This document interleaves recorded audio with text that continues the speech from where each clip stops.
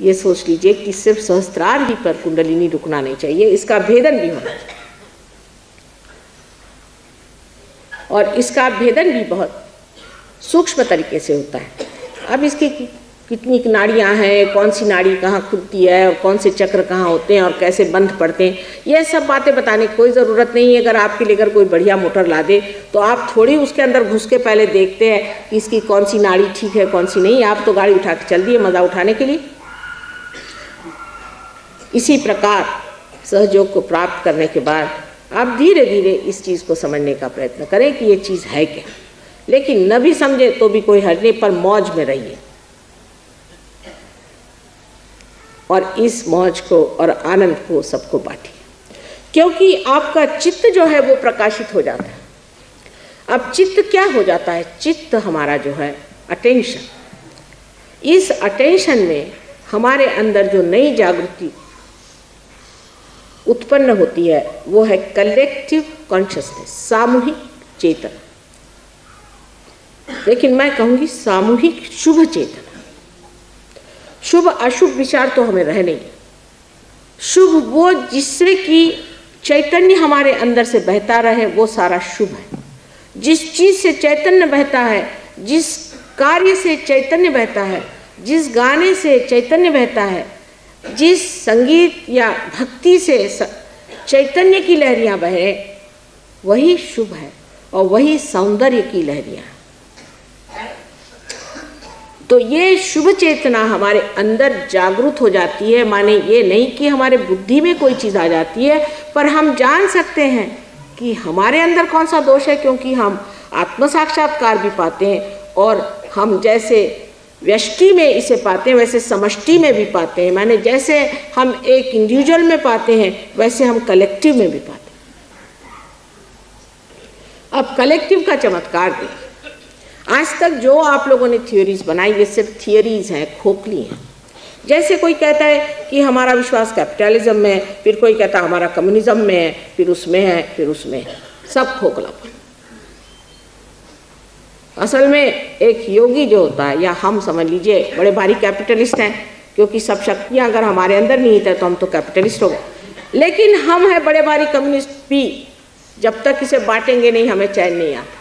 इसलिए एक साहब ने पूछा कि साहब आप क्यों सहयोग करते हैं, आप क्यों जागृति करते हैं लोगों के, आप सुखी हैं, आपके पति इतने अच्छे हैं, आपके बाल बच्चे इतने अच्छे, घर में बैठिए जाकर। कहाँ बैठ सकते, चैन। जब तक इसे बांटेंगे नहीं मज़ा नहीं आएगा। जैसा आपने एक शराबी को देखा कि अकेला वो शराब नहीं पी सकता, वैसे ये भी शराब आप अकेले नहीं पी सकते, इसका मज़ा नहीं आता, बांटे। तो कलेक्टिव में आप जागरूक हो जाते हैं।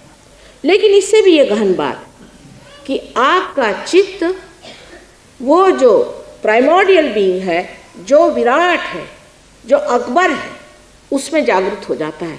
जैसे इस शरीर के अंग प्रत्यंग जागरूक हो जाए, इसी तरह उस विराट के अंग प्रत्यंग आप बन करके उसमें जागरूक हो जाते हैं। उसके बाद दूसरा कौन? आप किसके ऊपर उपकार कर रहे हैं, आप किसको दे रहे हैं? अरे भाई, अगर इस उंगली में शिकायत हुई तो ये उंगली उसको अपने आप ही रगड़ देती है, उसको कुछ कहना पड़ता है। वो शिकायत सारे शरीर को पता है कि इस उंगली को शिकायत है और सारा शरीर उसकी मदद करता है। एक बार रूजवेल्ट साहब ने बड़ी पते की बात कही थी कि poverty anywhere is a threat to prosperity everywhere. बड़ी कलेक्टिव बात कही। उसी प्रकार जिस वक्त आपकी ये जागृति हो जाती है, आप कलेक्टिव में आ जाते हैं, तो कहीं भी कोई तकलीफ हो जाए, कहीं भी कोई परेशानी हो जाए, आप समझ जाते हैं ये तकलीफ है, और उसके लिए आप सिर्फ प्रार्थना मात्र करें तो कार्य हो सकता है। क्योंकि अब आपको परमात्मा का रिकमेंडेशन नहीं चाहिए कि कोई बाबा जी आपको दे कि साधु जी दे, नहीं, आप स्वयं परमात्मा से कहिए, परमात्मा आपका कार्य कर देंगे और करते हैं। हजारों के ऐसे कार्य हुए हैं, यहाँ बहुत से सहयोगी बैठे, उनसे पूछे तो एक एक इतनी बड़ी बड़ी किताब आपको दे देंगे और 2-2, 3-3 साल में उनके ये अनुभव। हमारी दादी थी, एक पिताजी की मौसी थी, बड़े मज़ेदार किस्से सुनाती थी। उन्होंने एक बार एक किस्सा सुनाया कि एक इंसान भगवान से मिलने गए, जैसे दादियों के किस्से होते हैं, भगवान से मिलने गए। तो रास्ते में उन्होंने एक साहब देखे, वो बिल्कुल सर के बल खड़े थे और बड़ी मेहनत कर रहे थे। तो उनका, भाई ये क्या कर रहे हो? कल मैं भगवान के पास जा रहा हूँ, तुम ये क्या कर रहे हो? कल मैं भगवान के लिए सारी मेहनत कर रहा हूँ। अब भगवान के पास जा रहे तो उनसे कह देना कि भाई कभी तुम्हारा दर्शन तो हो जाए। फिर आगे गए, दूसरे एक साहब थे, वो ऐसे रास्ते के किनारे बैठे हुए थे मस्ती में। तो उनका, भाई कहाँ जा रहे हो? कल भगवान के पास। अच्छा, उनसे कह देना आज खाना ठीक से टाइम पर पहुँचा नहीं मेरा। उनका, अजीब आदमी, यहाँ बैठे बैठे भगवान को ऑर्डर्स दे रहा। तो ये फिर भगवान के पास गए, जैसे हमारी दादी बताती हैं, और उन्होंने कहा, उनका जो कुछ काम था सो किया। तो उन्होंने कहा कि भाई बात क्या? कल बात ये, एक साहब मिले थे रास्ते में, सर के बल खड़े हैं बहुत दिनों से, आप उनको दर्शन कर देंगे? उनसे कहना और पैर के बल थोड़े दिन खड़े रहो, फिर देखा जाएगा। उनको बड़ा आश्चर्य हुआ। और वो एक दूसरे साहब हैं, उन्होंने हुक्म भेजा कि उनको सवेरे खाना नहीं मिला। तो उन्होंने कहा, अरे भाई उनको खाना नहीं भेजा अभी तक, उनका इंतज़ाम करो। सब अपने मैनेजर दौड़ाना शुरू कर दिए। उनका, ये क्या बात? उनको शंका पड़ी। तो भगवान ने कहा कि अच्छा ठीक है, तुमको शंका हो रही, तुम जा करके एक बात दोनों से कहो और तुम्हारे शंका का निरसन हो जाएगा। वो अगर पूछे तुम भगवान के यहाँ क्या देखा, तो ये कह देना कि भगवान ने एक ऊँट एक सुई के छेद में से निकाल दी। तो अच्छा, जब ये नीचे आए तो इनको वो मिले महाशय जो कि सर के बल खड़े थे, वो फिर उनका, आप पैर के बल पहले खड़े हुई। फिर कहा कि भगवान ने ये कहा है कि अभी आप पैर के बल थोड़े दिन खड़े रहिए, फिर मैं तुमको मिलूंगा। अच्छा, तो अच्छी बात है, कभी तो मिलेंगे ही। कहले फिर आपने देखा क्या? उन्होंने बताया कि मैंने देखा वहाँ कि एक ऊँट को एक सुई के छेद में से भगवान निकाले। कहले वाह, अब भगवान के यहाँ क्या हुआ है? आप गप्पे हाँक रहे हैं? ऐसे कैसे हो सकता है कि भगवान एक सुई के छेद में से निकाल दे एक ऊँट को? ये दूसरे आदमी के पास गए, उसे कहा, भाई क्या हुआ खाने का? हाँ वो तो मुझे मालूम था, वो तो यूं ही मैंने आपसे कह दिया, कुछ कहना था इसलिए, तो कभी इंतज़ाम हो गया मेरा। तो उनका, अच्छा क्या देखा तुमने भगवान क्या? कहले बड़ा आश्चर्य कि एक सुई के छेद में से भगवान ने एक पूरे ऊँट को निकाल दिया। तो ये बड़े, कहले इसमें आश्चर्य की कौन सी बात है? वो भगवान है। आप क्या समझते हैं? आप किसके पास गए? परमात्मा। जो परमात्मा है वो परमात्मा है। आप क्या समझते हैं उनको? वो क्या है? एक ऊँट वो सारी दुनिया की दुनिया निकाल दे, विश्व के विश्व निकाल दे, वो तो परमात्मा है। इस अटूट विश्वास पर परमात्मा भी झुकते हैं, इस नितांत विश्वास पर परमात्मा झुकते। अब आप जानते हैं कुछ लोग बीमार मेरे पास आते हैं, मेरे हाथ टूट जाते, मेरा सर पिट जाता है, बड़ी परेशान। और अभी कुछ देहात से लोग आए थे, बहुत दूर से, शिलांग से। उस आदमी को बताया गया था कि तुम्हें कैंसर की बीमारी। यहाँ एक प्रोग्राम उन्होंने अटेंड किया, वापस जाने पर डॉक्टर हैरान हो गए, कहले आपका कैंसर कैसे ठीक हो गया? एक बम्बई में महाशय एक नौकर साहब थे, बस वो अल्लाह को बहुत मानते, मुसलमान, मोहम्मद नाम उनका। प्रोग्राम में आए, उनको बहुत सालों से डायबिटीज़ था। एक बार प्रोग्राम में आए, मैंने उनसे बात भी नहीं करी, जाना भी नहीं, उनसे मिले भी नहीं, ठीक हो। और कुछ कुछ लोगों के पीछे में तो हाथ टूट जाते, उनकी कुंडलिनी उठना तो रहा दूसरी जगह, मेरे हाथ टूट जाते। पहाड़ जैसी कुंडलिनी उठाते उठाते ऐसी तकलीफ हो जाती कि क्या करूं, लेकिन तो भी जुटी रहती, क्योंकि इनके दिमाग ज़्यादा है, सर पे अहंकार के पहाड़ बांधे हुए हैं, अपने को बहुत समझते हैं। तो कुंडलिनी भी कहती चलो रहने दो इसको, ज़रा ठोकरे होने दो तब ठीक होएगा। वो भी उठती नहीं, मैं क्या करूं। इसलिए नम्रतापूर्वक व्रत निश्चय के साथ सहयोग में उतरना पड़ता है। पहले ही कहा है कि ये रे गबाड़े काम नवे, ऐसे वैसे लोगों का ये काम नहीं, वीरों का काम है। जो वीर हो वो सामने आए, नहीं तो बाकी बेकार लोगों के लिए सहयोग नहीं। ऐसे तो हम बड़े वीर बनते हैं। एक दो तंबाकू तो छोड़ी नहीं जाती, तंबाकू के पत्ते से आप डरते हैं, आप क्या वीरता दिखाई। शराब की बोतल दिख गई और आप ढह गए, ये क्या वीरता दिखाएंगे आप। वीर हो तो सामने आए, और वीरों के ही गले में कुंडलिनी की माला पड़ सकती है। ऐसे हमारे देश में कुछ वीर निकल आए तो बाकी जो ज़रा अधे हैं वो भी खींच जाएंगे, उनको भी खींच लें।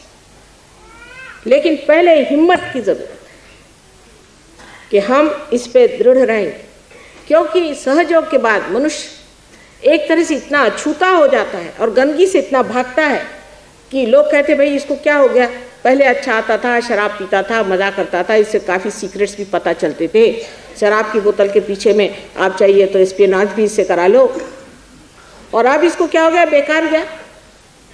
क्योंकि आप सारे जो गुणों के जो खान बन जाते हैं ना, ऐसा आदमी एक तेजस्वी पुरुष हो जाता है।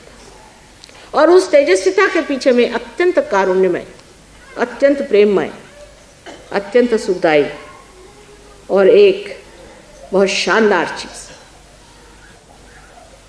आपका चित्त स्वयं ही कलेक्टिवली कॉन्शियस, सामूहिक चेतना से प्लावित एक नए आयाम में आपको उतार देता है और आप आश्चर्यचकित हो जाते कि ये कैसे हुआ। माँ, हमने तो कुछ किया भी नहीं था, कैसे हो गया। योगक्षेम वहम्यहम्, योग के बाद क्षेम परमात्मा देखते हैं, ये कृष्ण ने कहा ही है, वही घटित होता है। और सहस्त्रार का जो चमत्कार है कि सहस्त्रार की जागृति आपको इतने नए नए आयाम, इतने नए नए विचार और इतने उत्स्फूर्त कलाएं दिखाता है कि आप आश्चर्यचकित हो जाते हैं कि क्या ये मेरा ही ब्रेन है। ऐसे ऐसे लोग कि जो अपने बच्चों को लाए कि माँ ये क्लास में नहीं पढ़ता, बड़ा पीछा है इसका, इसको तो निकाल डालना चाहिए स्कूल से, फर्स्ट क्लास फर्स्ट। ऐसे ऐसे लोग जो कि कुछ भी म्यूजिक नहीं बजा सकते थे, कुछ भी कला नहीं सीख सकते थे, वो कलामय हो। ऐसे लोग कि जो नौकरी में नहीं थे, जो कुछ करना ही नहीं जानते थे, वो लाखोंपति हो गए। ये कैसे हुआ? ये सारी ही शक्तियाँ हमारे अंदर है, लक्ष्मी जी की भी शक्ति हमारे अंदर है। जिस वक्त मनुष्य किसी भी सृजन को करता है, क्रिएटिविटी को करता है, तब उसके अंदर जो ब्रह्मदेव है, जो क्रिएटर हैं, जो कि स्वादिष्टान चक्र पे अधिष्ठित है, वो जब जागरूक हो जाते हैं तो ऐसा आदमी ऐसे ऐसे क्रिएशंस करता है कि जो मैंने आपसे बताया कि जितने भी संसार के महान कलाकार हुए हैं, सभी के सब साक्षात्कारी लोग थे। और अगर वो साक्षात्कारी नहीं होते तो वो महान कलाकार नहीं थे। आजकल हम देखते हैं ऐसे टुटपुंजे कलाकार लोग हैं, ऐसे टुटपुंजे लेखक हैं कि एक मिनिस्टर से नौकरी छोड़ी, उसके खिलाफ लिख दिया, अभी यहाँ भाषण में कुछ सुना, जा करके वहाँ कुछ लिख दिया। ऐसे टुटपुंजे लोग तक जब उनके अंदर इसकी जागृति हो जाती है तो वो पूर्णता पे आती है और उनको समझ में आता है कि ये क्या, मैं कवड़ी को कहाँ उठा रहा हूँ, असल रतन मेरे अंदर होते, मैं कवड़ी में कहाँ घुसा हूँ। ये जागृति जब हमारे अंदर होती है, जब उसके आंदोलन शुरू हो जाते हैं, तो ऐसा संगीत अंदर चलता है कि आप कभी अकेले ही नहीं होते। कैसा, जो लोग कहते हैं मैं बोर हो रहा हूँ, ये शब्द ही हट जाता है, कभी आदमी बोर ही नहीं होता। जो अपने में मगन हो गया वो बोर कैसे होगा। आजकल बड़ी बीमारी, लोग कहते हैं मैं बोर होता, मुझे शब्द ही नहीं समझ में आता ये क्या होती भला।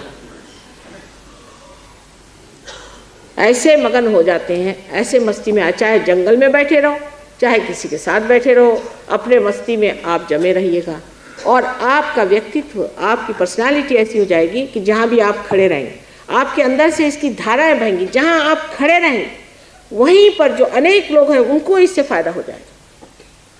एक हमारी सहयोगिनी है, बेचारी राहुरी से आ रही थी, बस उनकी ऊपर से नीचे गिरी, कहती कि इतनी नीचे गिर गई कि वो 3-4 बार गोल घूम करके फिर चारों पहियों पे आ गए और जो ड्राइवर था वो घबरा के भाग गया। एक साहब ने कहा कि साहब कमाल है कि हमको किसी को चोट ही नहीं है, हम लोग सब गोल गोल घूमते रहे और यहाँ ज़मीन पर अच्छे से आ गए, ये ठीक से बैठ गई, ये कैसे हो। यहाँ कोई न कोई भगत बैठा हो, वो हमारे इसकी अंगूठी पहनती हैं, वो पकड़ लिया, ये माता जी के शिष्य हैं। चलो अब कोई बात नहीं। एक साहब उठे, कहने मुझे आता है लॉरी चलाना, वो गए, उसमें गाड़ी में चाबी लगी हुई थी, शुरू की, गाड़ी ठीक हुई, चल दी।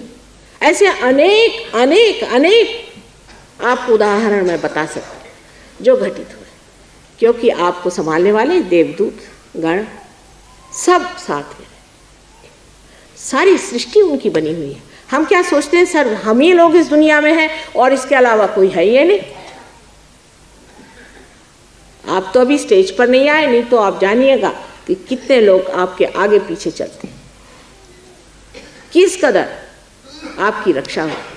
अभी तक परमात्मा को जाना ही नहीं, उसके सिर्फ नाम ही देते रहे, उसकी गलतियां ही निकालते रहे, उसको दूषण देते रहे, और अगर वो भी नहीं बना तो कह दिया भगवान ही नहीं है। इससे ज़्यादा तो आपने कुछ किया नहीं आज तक भगवान के लिए, चाहे कुछ करिए चाहे न करिए।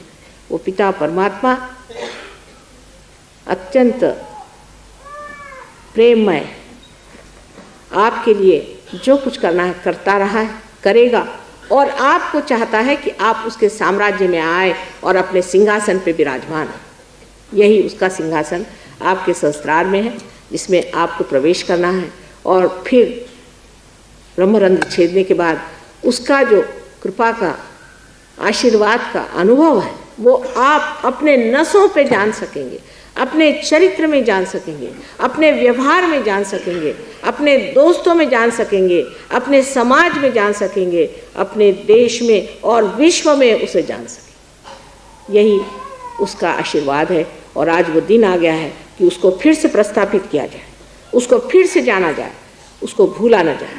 आज घबराने की कोई ऐसी बात नहीं, समय की बात है, ये समय आ गया है। जो समय समय से बात होती है आज बाहर आ गई है, और हजारों लोग, करोड़ों